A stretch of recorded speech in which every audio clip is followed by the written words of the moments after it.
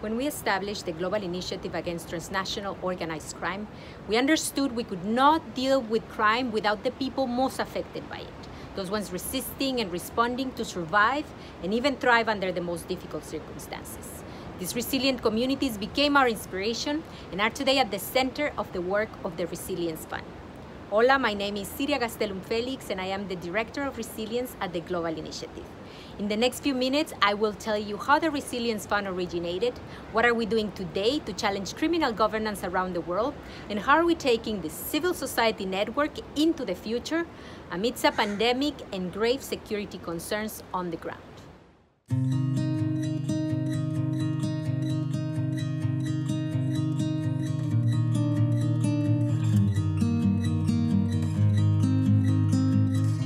Five years ago, when we began documenting community responses to organized crime in my home state of Sinaloa in Mexico, we realized we needed to further engage with these courageous groups and individuals to support their efforts, to amplify their voices, and to start building a global network of resilient civil society actors.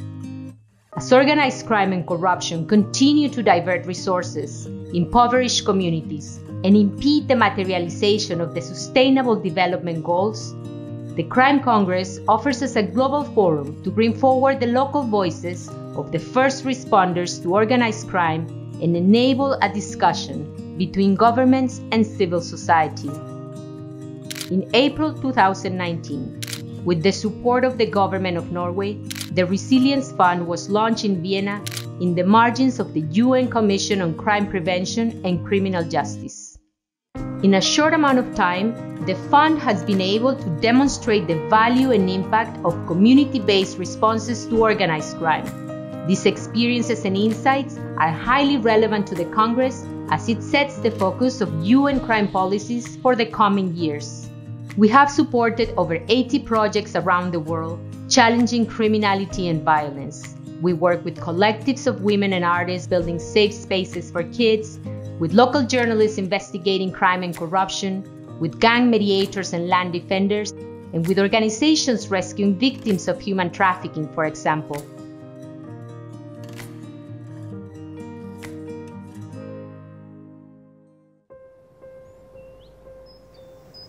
Bonjour, je suis Gerson Nozea, représentant du RAFA International en Haïti.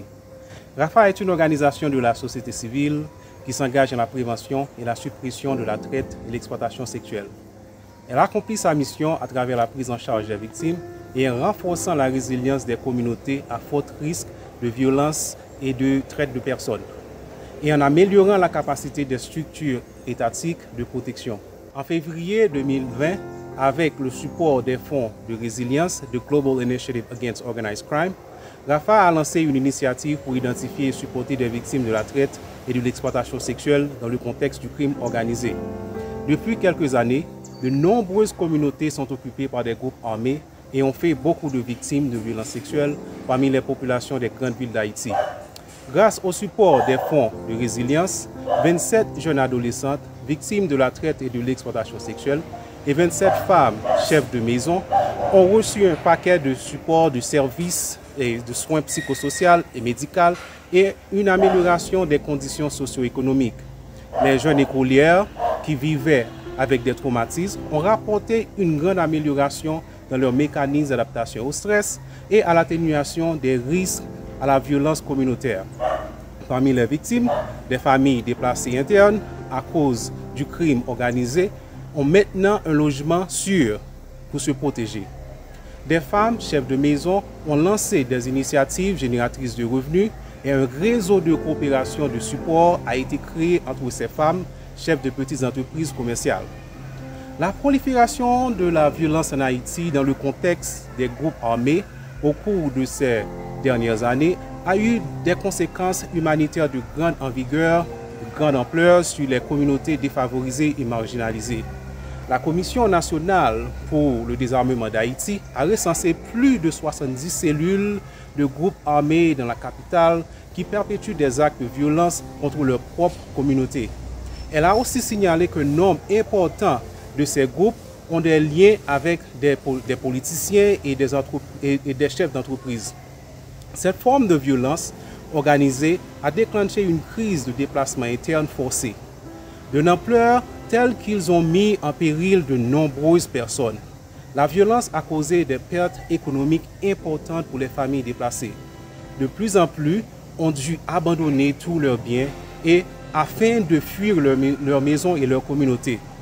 La violence a non seulement placé les personnes déplacées dans une situation d'extrême vulnérabilité sociale et économique, mais a également exposé beaucoup de personnes, en particulier les femmes et les enfants, à un risque accru d'exploitation sexuelle.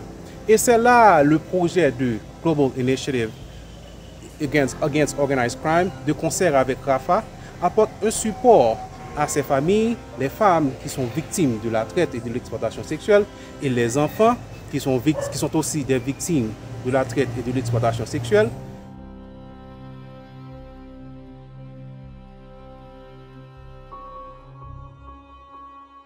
Last year, when the whole world was under the shocks of the first lockdowns, the fund launched its first Resilience Fellowship.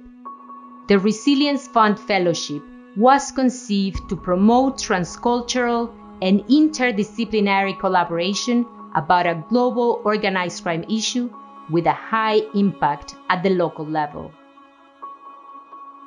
We chose disappearances as the theme for last year, presente ahora y siempre, and extortion is the topic for 2021.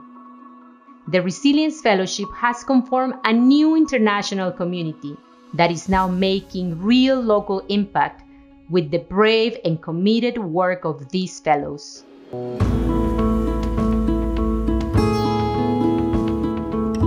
Un reclutamiento de los jóvenes impresionante, están ofreciendo motos, están ofreciendo celulares, están ofreciendo salarios mensuales a los jóvenes en el municipio y hay 2 centros de reclutamiento. Y el FELU como tal nos dio una capacidad organizativa, nos dio el tiempo para destinarlo a pensar en estas cuestiones, sino con la gente linda, con la gente que nos llena de esperanzas, porque si no esto sería muy doloroso. If I were to describe our organization in one word, it would be that we're a resource organization for everyone who wants to get involved in the fight against human trafficking. We have an educational program that has reached over 750,000 students, yes, in Romania. We also work on advocacy, we work on capacity building, so we train different folks from law enforcement magistrates, and anyone who's interested to find out more about human trafficking, identification, referral, or anything that has to do with trauma and understanding the role of trauma when it comes to dealing with human trafficking survivors.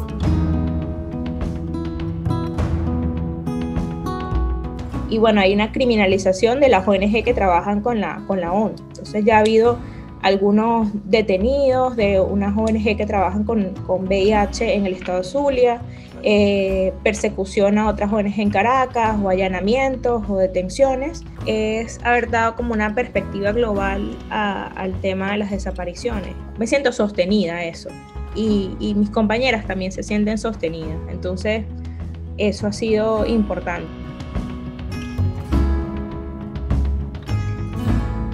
Des minerais qui sont très importants dans la fabrication des matériels électroniques tels que les téléphones portables, mais également les ordinateurs, les laptops. Ce qui fait que la région est soumise à plusieurs convoitises et fait à ce qu'il y ait plusieurs violations des droits humains, dont les formes modernes d'esclavage. Et à travers ce projet, je compte maintenant organiser un grand plaidoyer au niveau provincial, mais également au niveau national, afin qu'avec la communauté, nous puissions établir un plan d'action communautaire que nous allons soumettre comme cahier des charges aux autorités provinciales et nationales, afin que ces situations des formes modernes d'esclavage et de disparition puissent s'arrêter au niveau des Rubaya.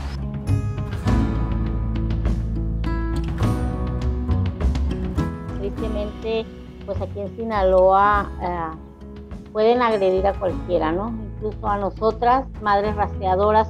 Se han acercado catedráticos, investigadores, se han acercado periodistas más, tal vez el doble de los que teníamos para conocer el fenómeno de la desaparición A veces eso me hace agarrar mucho más impulso para salir y gritar.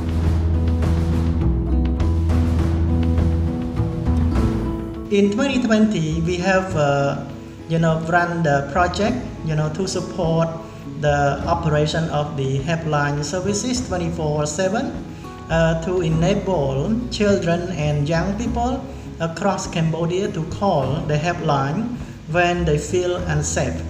We could see many Cambodian girls in other countries like in Thailand, in China, who were to get married with the Chinese husband or foreign husband and were cheated to be sold into prostitution.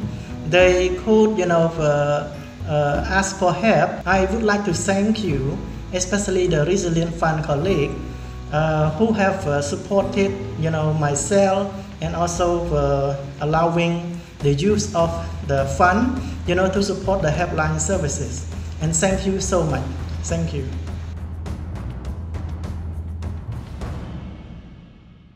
The Resilience Fund offers a platform to share knowledge and learn from each other. COVID-19 has pushed us into more online international collaboration, and now the Global Initiative has created for this a mobile app. With a growing virtual community of global activists, Viva is a collaborative platform. It's a place to share stories. Our grantees can create projects and share their work in a private and secure space, raising the stories of resilience and the voices from the ground. Bueno, buenas tardes, mi nombre es Rudy Estela Posada, soy del Cañón del Río Cauca, soy barequera, artesanal, soy pescadora, campesina, agricultora. En este momento nos encontramos acá en el embalse de la represa de Hidroituango en Antioquia porque vamos a hacer un homenaje sobre las víctimas que nos dejaron inundadas acá en este megaproyecto que hicieron. Yo soy víctima de desaparición forzada por el papá de mi hija que todavía lo estoy buscando. Nos inundaron nuestras casas, estamos viviendo sobre el embalse, haciendo nuestras casas de nuevo en el embalse porque nos resistimos a salir de nuestro territorio y no descansamos hasta que no encontremos todos los desaparecidos. Es la sangre que corre por nuestras venas en el río Cauca.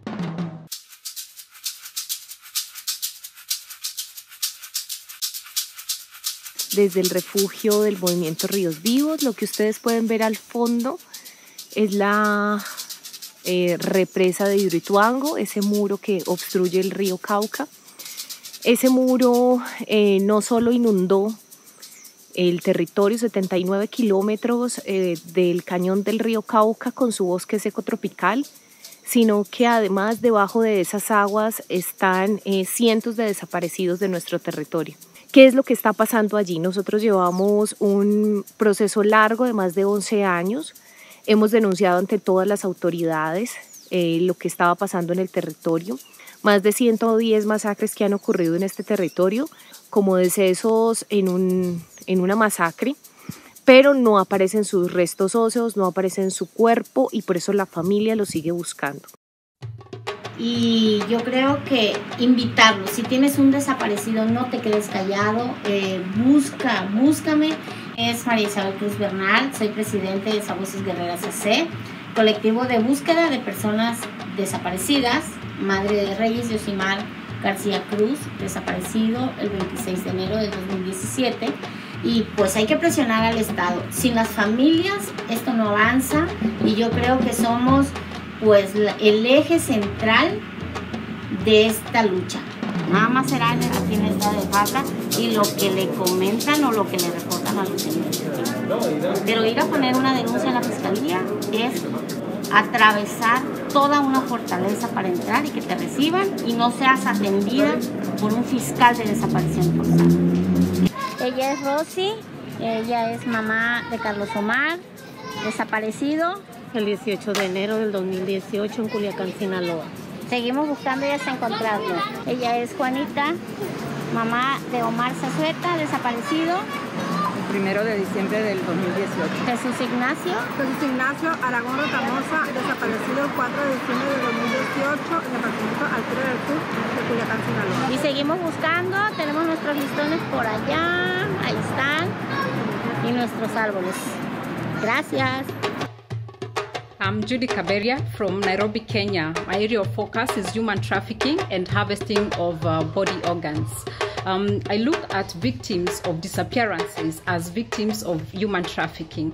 First, they promise them better jobs, better education, better livelihoods. They have a very cunning way of, reaching out to unsuspecting victims. And before they know it, the victims find themselves living in kind of prison life. So greetings from Kitale. We are now on our way to Western Kenya to meet our second interviewee. This is a man who lost his brother, also living with albinism. The brother was killed because the people who killed him wanted to harvest his body organs. Here in Kitale, of course, yesterday we had a lot of rainfall. It was so difficult to take the best shots. It was so difficult even to access some of the places that we wanted to travel to. But at least we managed to capture the landscapes, we managed to do the interview. So we can say all in all, Kitale was successful, and looking forward to having another beautiful story in Western Kenya.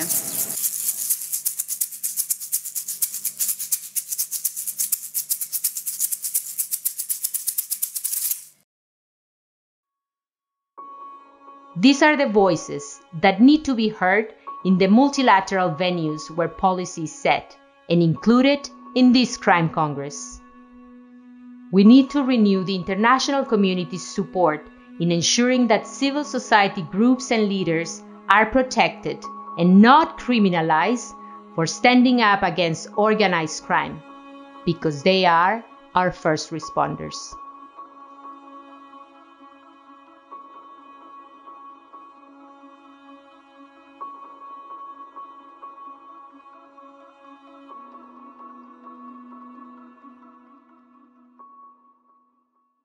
The last few months have showed us all of our own fragility and our own resilience.